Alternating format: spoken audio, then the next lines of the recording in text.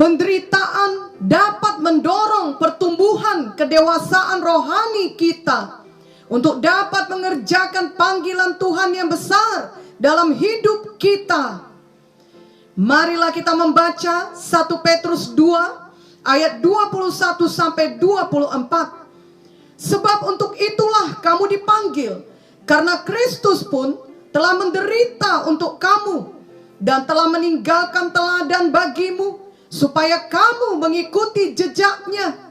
Ia tidak berbuat dosa, dan tipu tidak ada dalam mulutnya. Ketika ia dicaci maki, ia tidak membalas dengan mencaci maki. Ketika ia menderita, ia tidak mengancam, tetapi ia menyerahkannya kepada Dia yang menghakimi dengan adil.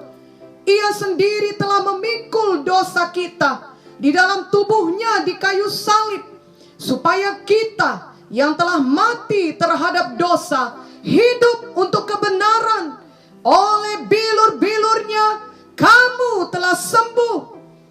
Biarlah kita meneladani Tuhan Yesus dalam kehidupan di dunia ini. Semua kita yang mengikut Tuhan Yesus pasti harus mengalami penderitaan. Bentuknya bermacam-macam. Dan memanglah semua kita mempunyai janji temu dengan penderitaan di suatu waktu. Tentunya yang dimaksudkan adalah penderitaan karena mengikut Tuhan Yesus, bukan karena kita berbuat dosa. 2 Timotius 3 ayat 12 berkata, memang setiap orang yang mau hidup beribadah di dalam Kristus Yesus akan menderita aniaya. Jadi justru karena kita patuh kepada kehendak Bapa di sorga, kita harus mengalami penderitaan. Banyak anak-anak Tuhan belum mengerti sepenuhnya akan hal ini. Sebab mereka berharap setelah mereka patuh kepada Tuhan, maka mereka harus selalu diberkati. Lalu ketika penderitaan datang, banyak di antara mereka yang menyerah. Sebab mereka kecewa, bingung, dan putus asa melihat semua penderitaan yang mereka alami. Dan mereka lupa bahwa penderitaan itu sudah menjadi bagian anak-anak Tuhan. Memanglah sebagai anak-anak Tuhan, kita hidup berkuasa dan diberkati. Tetapi bukan berarti kita dibebaskan dari semua penderitaan dan kesulitan hidup. Janganlah kita terkejut atau bingung bila ada penderitaan datang, walaupun kita sudah hidup mematuhi Tuhan. Seperti halnya mengalami suatu hidup yang berkuasa dan diberkati adalah hal yang wajar bagi anak-anak Tuhan, maka ketika datang penderitaan juga seharusnya dilihat sebagai hal yang wajar saja. Sehingga kita tidak lagi merasa heran, bingung, kecewa, ataupun terkejut. Biarlah kita melihat penderitaan karena mengikut Tuhan Yesus bukan sebagai suatu hal yang akan menjatuhkan kita. Justru kita melihatnya bahwa hal itu akan dipakai Tuhan untuk mendatangkan kebaikan bagi kita. Roma 8 ayat 28 berkata, kita tahu sekarang bahwa Allah turut bekerja dalam segala sesuatu untuk mendatangkan kebaikan bagi mereka yang mengasihi Dia, yaitu bagi mereka yang terpanggil sesuai dengan rencana Allah. Selain Tuhan Yesus yang harus mengalami penderitaan yang amat sangat karena mematuhi kehendak Bapa di sorga, yakni untuk mati di kayu salib demi menebus dosa seluruh umat manusia. Ada juga contoh lain di dalam Alkitab yang mengalami banyak penderitaan, yakni Yusuf. Mari kita membaca kisah Yusuf dari Kejadian 37 ayat 12 sampai 28. Pada suatu kali pergilah saudara-saudaranya menggembalakan kambing domba ayahnya dekat Sikem. Lalu Israel berkata kepada Yusuf, Bukankah saudara-saudaramu menggembalakan kambing domba dekat Sikem? Marilah engkau kusuruh kepada mereka. Sahut Yusuf, ya Bapa. Kata Israel kepadanya, pergilah engkau melihat apakah baik keadaan saudara-saudaramu dan keadaan kambing domba, dan bawalah kabar tentang itu kepadaku. Lalu Yakub menyuruh dia dari lembah Hebron, dan Yusuf pun sampailah ke Sikem. Ketika Yusuf berjalan ke sana kemari di padang, bertemulah ia dengan seorang laki-laki yang bertanya kepadanya, apakah yang kau cari? Sahutnya, aku mencari saudara-saudaraku. Tolonglah katakan kepadaku, di mana mereka menggembalakan kambing domba? Lalu kata orang itu, mereka telah berangkat dari sini, sebab telah kudengar mereka berkata, marilah kita pergi ke Dotan. Maka Yusuf menyusul saudara-saudaranya itu, dan didapatinya lah mereka di Dotan. Dari jauh ia telah kelihatan kepada mereka, tetapi sebelum ia dekat pada mereka, mereka telah bermufakat mencari daya upaya untuk membunuhnya. Kata mereka seorang kepada yang lain, lihat, tukang mimpi kita itu datang. Sekarang marilah kita bunuh dia, dan kita lemparkan ke dalam salah satu sumur ini. Lalu kita katakan, seekor binatang buas telah menerkamnya, dan kita akan lihat nanti bagaimana jadinya mimpinya itu. Ketika Ruben mendengar hal ini, ia ingin melepaskan Yusuf dari tangan mereka. Sebab itu katanya, janganlah kita bunuh dia. Lagi kata Ruben kepada mereka, janganlah tumpahkan darah, lemparkanlah dia ke dalam sumur yang ada di padang gurun ini, tetapi janganlah apa-apakan dia. Maksudnya hendak melepaskan Yusuf dari tangan mereka dan membawanya kembali kepada ayahnya. Baru saja Yusuf sampai kepada saudara-saudaranya, mereka pun menanggalkan jubah Yusuf, jubah maha indah yang dipakainya itu, dan mereka membawa dia dan melemparkan dia ke dalam sumur. Sumur itu kosong, tidak berair. Kemudian duduklah mereka untuk makan.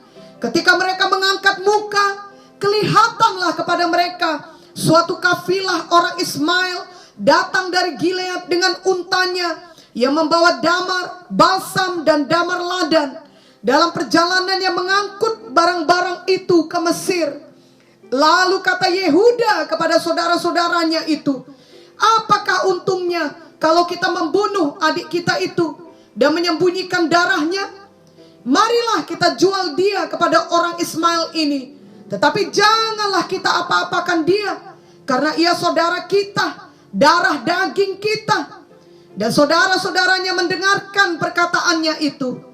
Ketika ada saudagar-saudagar Midian lewat, Yusuf diangkat ke atas dari dalam sumur itu, kemudian dijual kepada orang Ismail itu dengan harga 20 shikal perak. Lalu Yusuf dibawa mereka ke Mesir. Jadi Yusuf sebenarnya disuruh ayahnya untuk mencari saudara-saudaranya di Sikem. Sampai ia di sana, ternyata mereka tidak ada. Dan Yusuf kemudian memperoleh informasi mereka ada di Dotan. Justru karena kepatuhannya kepada bapaknya, ia menyusul ke Dotan. Lalu Yusuf mengalami semua penderitaan, mulai dari diambil jubahnya yang indah, lalu ia dibuang ke dalam sumur. Ia hendak dibunuh, dan akhirnya ia dijual menjadi budak di Mesir. Tetapi kita mengetahui bahwa walaupun Yusuf mengalami semua penderitaan itu, Yusuf tetap setia kepada Tuhan. Yusuf tetap menjaga kekudusannya. Dia berani menolak godaan dosa kenajisan dari istri Potifar. Marilah kita membaca Kejadian 39 ayat 7 sampai 12. Selang beberapa waktu istri tuannya memandang Yusuf dengan berahi, lalu katanya, marilah tidur dengan aku. Tetapi Yusuf menolak, dan berkata kepada istri tuannya itu, dengan bantuanku, tuanku itu tidak lagi mengatur apa yang ada di rumah ini, dan ia telah menyerahkan segala miliknya pada kekuasaanku. Bahkan di rumah ini ia tidak lebih besar kuasanya daripadaku, dan tiada yang tidak diserahkannya kepadaku selain daripada engkau, sebab engkau istrinya. Bagaimanakah mungkin aku melakukan kejahatan yang besar ini dan berbuat dosa terhadap Allah?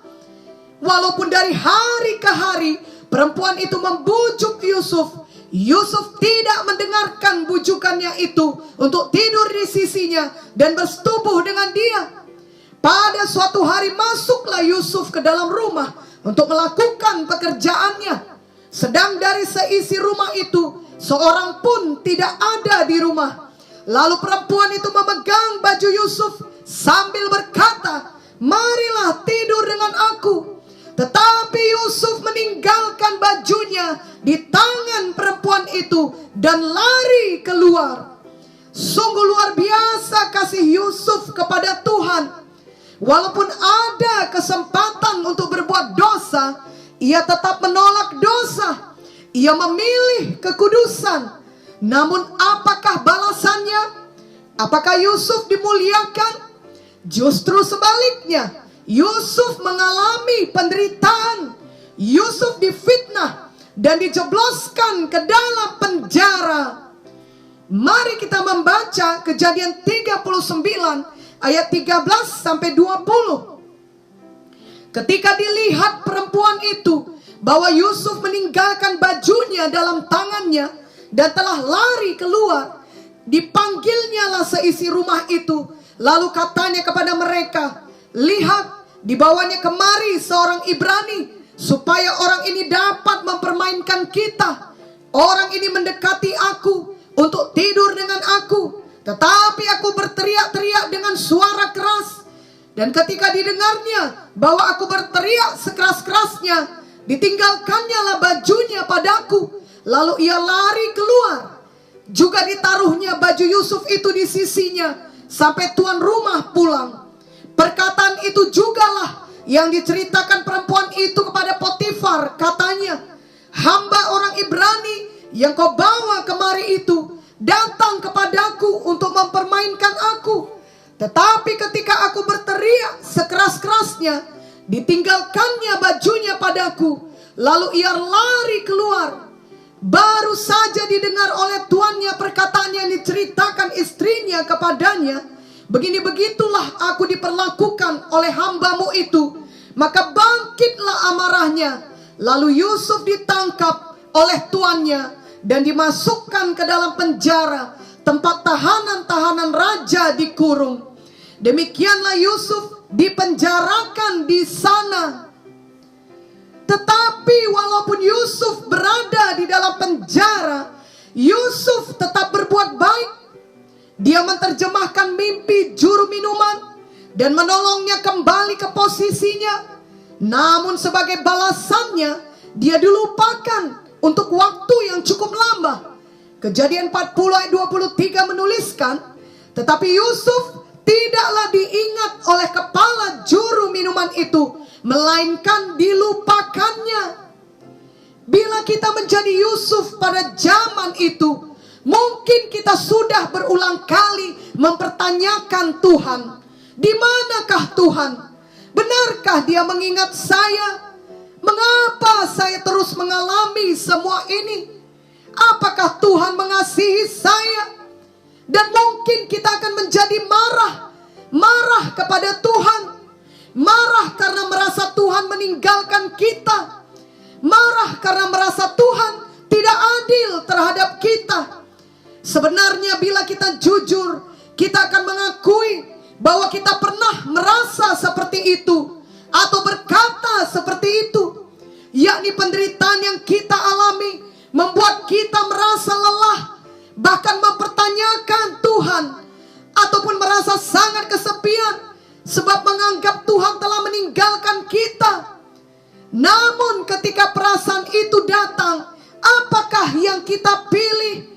Mengikuti perasaan kita itu, mengikuti kehendak daging kita, atau kita memilih untuk tetap mengikuti firman Tuhan dan percaya pada firman Tuhan. Mari kita meneladani Yusuf. Yusuf menang atas semua penderitaan yang dia alami.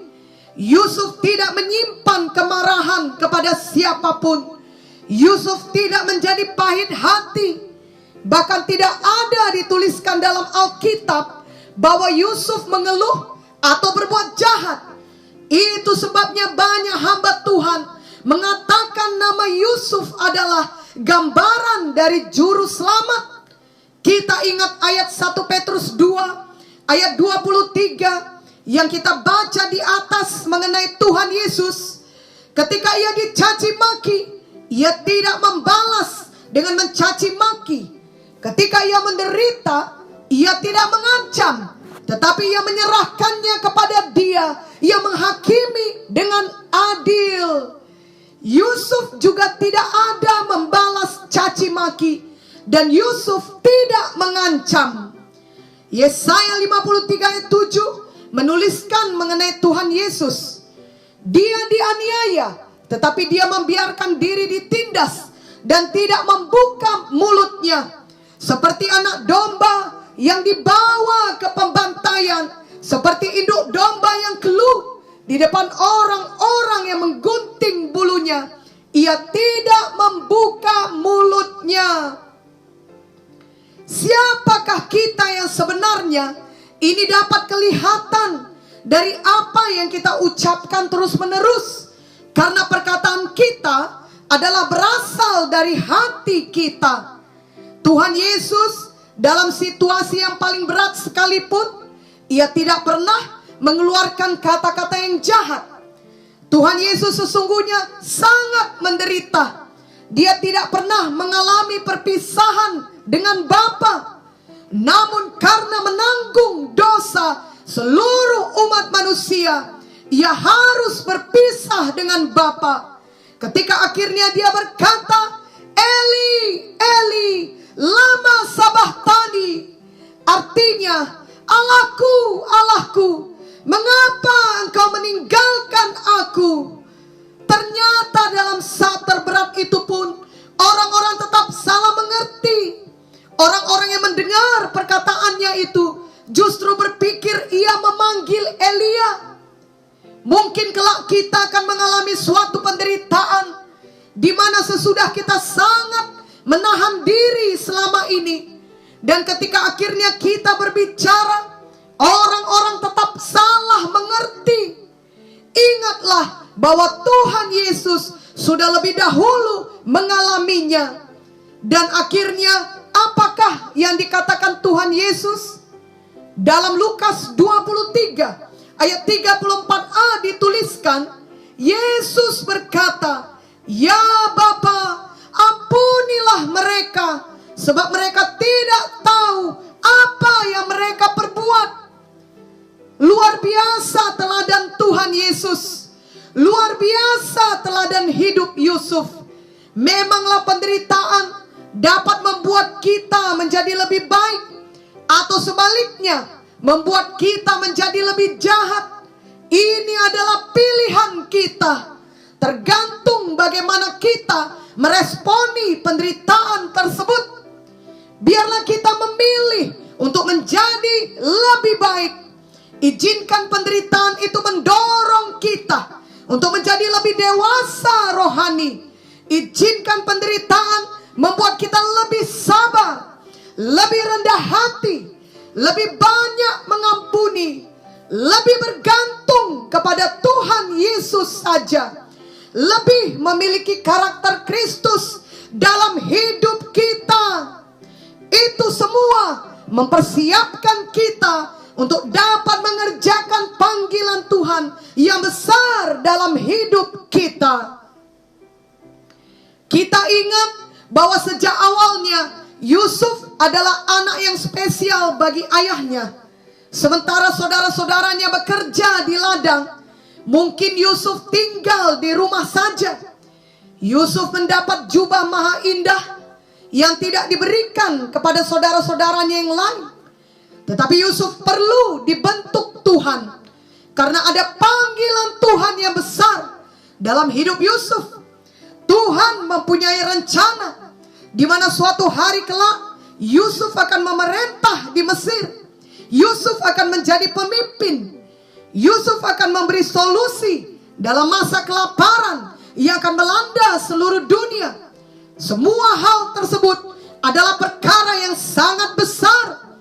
Jikalau Yusuf tetap dibesarkan dalam hidup yang nyaman sebagai anak kesayangan bapaknya, tanpa pernah mengalami semua penderitaan, kemungkinan besar Yusuf tidak akan pernah sanggup untuk menjadi pemimpin di Mesir. Karakter Yusuf tidak akan pernah mengalami bentukan. Yusuf tidak akan cukup dewasa untuk mengatasi semua perkara besar yang harus dihadapinya. Tuhan mengizinkan Yusuf mengalami semua penderitaan itu justru untuk mempersiapkan Yusuf, untuk kebaikan Yusuf, bahkan untuk kebaikan banyak orang lainnya. Dituliskan dalam Mazmur 105 ayat 17 sampai 18. Diutusnyalah seorang mendahului mereka, Yusuf yang dijual menjadi budak. Mereka mengimpit kakinya dengan belenggu, lehernya masuk ke dalam besi. Terjemahan bahasa Indonesia adalah lehernya masuk ke dalam besi. Namun dalam terjemahan bahasa Inggris ada dikatakan his soul came into iron, atau iron entered his soul. Ini dapat diartikan besi masuk dalam jiwanya, atau jiwanya menjadi teguh seperti besi. Dengan kata lain, Yusuf menjadi seorang yang teguh. Di manakah Yusuf mendapatkan pengalaman yang mendewasakan dia menjadi seorang yang teguh? Apakah di rumah bapaknya? Apakah di dalam kenyamanan? Tentunya tidak. Ia mendapatkan itu semua melalui semua penderitaannya. Mulai dari pengalaman di dalam sumur, juga perubahan dahsyat yang ia alami. Dari hidup nyaman sebagai anak kesayangan menjadi hidup sebagai seorang budak di negeri asing. Dan Yusuf bertumbuh terus dalam kedewasaan rohani ketika ia difitnah, dipenjarakan, dan dilupakan. Yusuf kemudian dapat menjadi pemimpin yang baik di negeri yang besar, di tengah-tengah kelaparan yang melanda dunia pada saat itu. Karena dia sudah lebih dahulu dibentuk Tuhan. Pada masa sekarang ini pun Tuhan perlu orang-orang yang dewasa rohani, yang tetap teguh, yang tidak menyerah ketika penderitaan yang berat datang, ketika fitnah bertubi-tubi datang, ketika dilupakan, ketika disalah mengerti, ketika banyak kesulitan menimpa. Biarlah kita menjadi orang-orang yang dewasa rohani, yang dapat dipakai Tuhan untuk mengerjakan panggilannya yang besar dalam hidup ini. Mari kita menetapkan hati untuk tidak berhenti, walau banyak yang mengkritik, mengejek, memfitnah kita. Oleh karena kita patuh kepada Tuhan, biarlah kita tidak pernah membalas dengan ucapan yang jahat. Biarlah seperti Yusuf dan Tuhan Yesus, kita tetap geluh dan menyerahkan semuanya kepada Tuhan yang adil. Biarlah hati kita tetap teguh. Janganlah kita memilih untuk membalas, sebab setan yang akan mengalami keuntungan. Nama Tuhan tidak akan dimuliakan bila anak-anak Tuhan menolak setiap penderitaan yang mereka alami. Izinkan penderitaan membentuk kita untuk lebih menjadi seperti Tuhan Yesus. Misalnya kita adalah seseorang yang sudah lama mengikut Tuhan dan sudah berusia 40 tahun. Mudah-mudahan kita dapat memberi kesaksian bahwa kita sudah lebih rendah hati dibandingkan 20 tahun yang lalu ketika kita masih berumur 20 tahun. Sebab ketika umur badani kita masih 20 tahun, kita masih belum banyak mengalami penderitaan. Tapi setelah 20 tahun kemudian, kita telah mengalami banyak penderitaan. Dan kita mau dibentuk Tuhan, sehingga kita pun menyadari kita semakin rendah hati. Hal-hal yang tadinya mengganggu kita, membuat kita cepat merasa tersinggung karena kita masih penuh kesombongan, sekarang tidak lagi mengganggu kita. Kita tidak lagi secepat itu tersinggung. Walau tentunya kita belum sempurna dalam kerendahan hati tersebut, tetapi sudah ada perubahan yang lebih baik. Ada pertumbuhan yang nyata. Janganlah ketika umur badani kita bertambah 20 tahun kemudian, ternyata kedewasaan rohani kita tidak bertumbuh dengan baik. Apalagi misalnya justru kita bertambah sombong dari sebelumnya, sebab kita semakin diberkati. Biarlah hal seperti itu dijauhkan dari kita semua. Firman Tuhan memang tidak pernah menjanjikan hidup ini tanpa masalah, tanpa fitnah, tanpa penganiayaan ataupun penderitaan. Izinkanlah semua penderitaan itu membuat kita semakin teguh.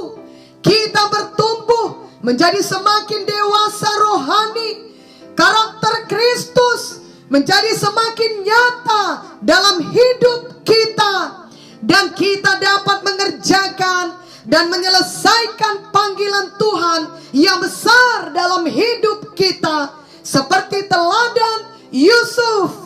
Amin.